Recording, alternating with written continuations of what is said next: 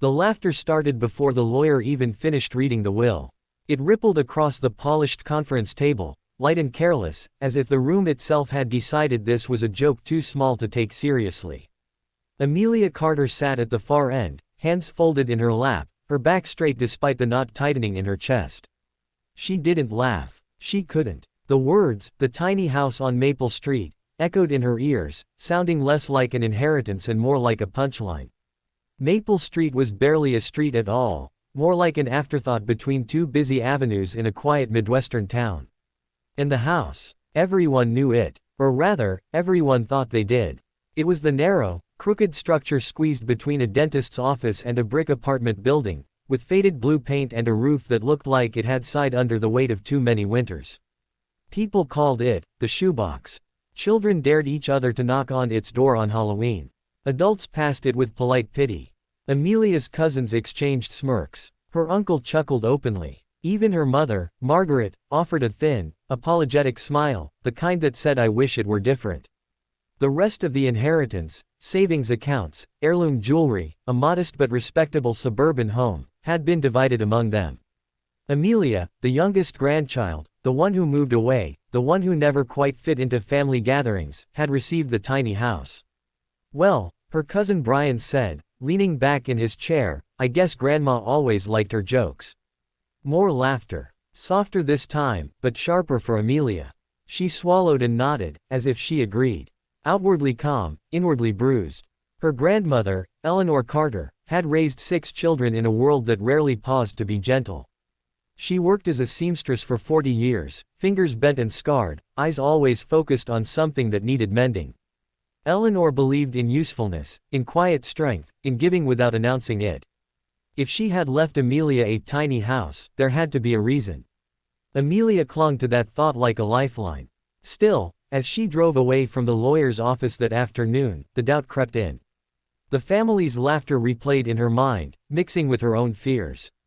She was 32, recently laid off from a nonprofit job, and living paycheck to paycheck in a cramped apartment in Chicago. A tiny, rundown house in her hometown felt less like a gift and more like a burden she didn't know how to carry. She didn't tell anyone when she decided to see it for herself. The first time Amelia stood in front of the house on Maple Street, the late afternoon sun cast long shadows that made it look even smaller. The front porch sagged slightly, and the doorframe leaned just enough to notice. A single window faced the street, its curtains drawn tight. The place looked tired, forgotten. Amelia exhaled slowly. "Okay, Grandma," she whispered. "I'm here." The key turned with surprising ease. The door opened into a narrow entryway that smelled faintly of lavender and old books. Amelia froze. The inside didn't match the outside. Soft, warm light filled the space, bouncing off honey-colored wooden walls. Built-in shelves lined one side, perfectly fitted, each holding neatly arranged books, framed photographs, and small handmade objects.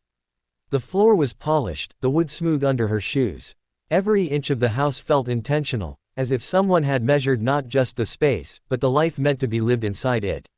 She stepped forward, heart pounding.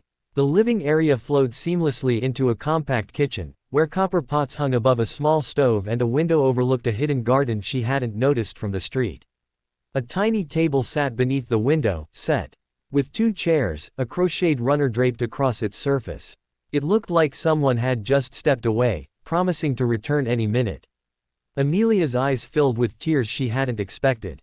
A staircase, more like a ladder with wide, sturdy steps, led to a loft bedroom.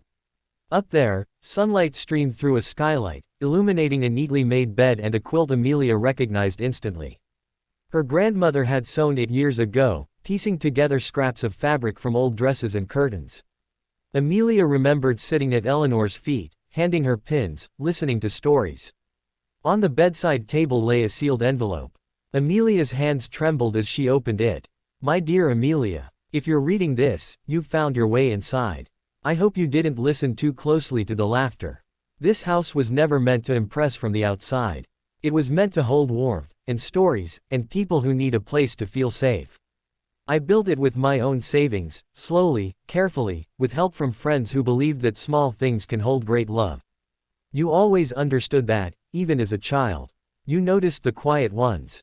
You shared without being asked. This house is yours because you know how to fill spaces with kindness.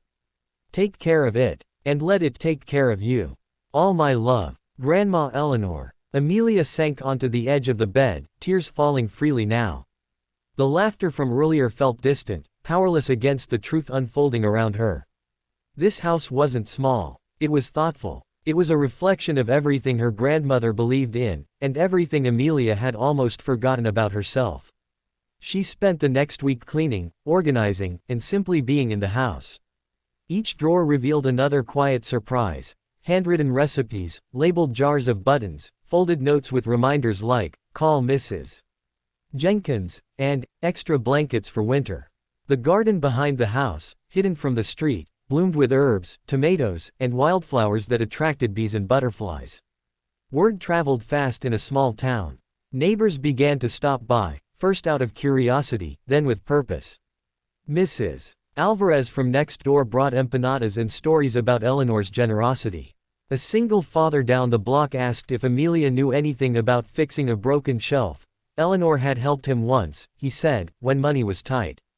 A teenager shyly returned a library book he'd borrowed years ago, embarrassed but grateful. Amelia listened. She learned. The house, it turned out, had always been more than a house. One evening, as Amelia watered the garden, her mother called. "Your uncle wants to see the place," Margaret said carefully. "They're all curious." Amelia hesitated. The memory of laughter still stung. But her grandmother's words echoed louder. "Okay," she said. "They can come." The family arrived the following Sunday, dressed casually, smiles polite but skeptical. Brian whistled when he saw the exterior. "Still looks like a shoebox," he joked. Amelia said nothing. She simply opened the door. They stepped inside, and fell silent. Her aunt's eyes widened. Her uncle ran a hand along the wooden shelves, disbelief written across his face. Her mother pressed her lips together, emotion flickering in her eyes. They moved slowly, as if afraid to disturb the air, taking in the craftsmanship, the warmth, the sense of peace that seemed to hum beneath everything. "This," Margaret whispered. "I had no idea." Brian cleared his throat. "Why didn't she tell us?" Amelia looked around, then met their eyes. "She didn't need to," she said gently. "She built it for a purpose." They found the letter later, displayed in a simple frame by the staircase. No one laughed then. In the weeks that followed, Amelia made a decision that surprised even herself. She turned the tiny house into a place of open doors. On Wednesdays, she hosted free community dinners, using her grandmother's recipes. On Saturdays, she invited kids from the neighborhood to read and draw in the living room. She partnered with a local shelter, offering the house as a temporary safe space for women transitioning into stable housing. The house filled with life. It wasn't always easy. There were nights Amelia lay awake, worried about money, about whether she was doing enough. But every time doubt crept in, something small would happen: a thank you note slipped under the door, a child's laughter echoing off the walls, a neighbor offering help without being asked. The emotional climax came one cold winter evening. A snowstorm swept through town, heavy and relentless. Amelia was preparing soup when she heard frantic knocking. At the door stood Mrs. Jenkins, the elderly woman Eleanor had once helped, wrapped in a thin coat, eyes wide with fear. Her heating had failed, she said, and she didn't know where else to go. Amelia didn't hesitate. She welcomed Mrs. Jenkins inside, wrapped her in blankets, and sat with her by the small fireplace as the storm raged outside. As the soup simmered and the wind howled, Mrs. Jenkins began to cry, not from cold, but from relief. "This house," she said softly, "it feels like Eleanor's arms." Amelia felt something shift deep within her, a profound understanding of what inheritance truly meant. By morning, the storm had passed. The house stood firm, glowing against the snow, a quiet beacon of warmth in a frozen world. Months later, the family gathered again, but this time, not to laugh. They came to help. Brian volunteered to fix the porch. Her uncle donated supplies. Her mother began hosting weekly craft nights, teaching skills Eleanor had once taught her. The tiny house became a shared point of pride, a symbol of something they had almost missed.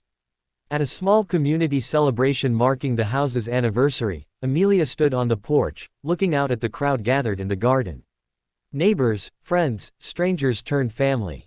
She felt full in a way no bank account had ever made her feel. She thought of her grandmother's quiet hands, her careful stitches, her belief in small things done with great love. The family had laughed at first. But now, standing inside the legacy Eleanor had left behind, they understood. Some inherit wealth. Some inherit property. And some inherit a purpose, wrapped in a tiny house that teaches the world how big a heart can be. Amelia smiled, hope steady in her chest, knowing that kindness, when given space, always finds a way to grow.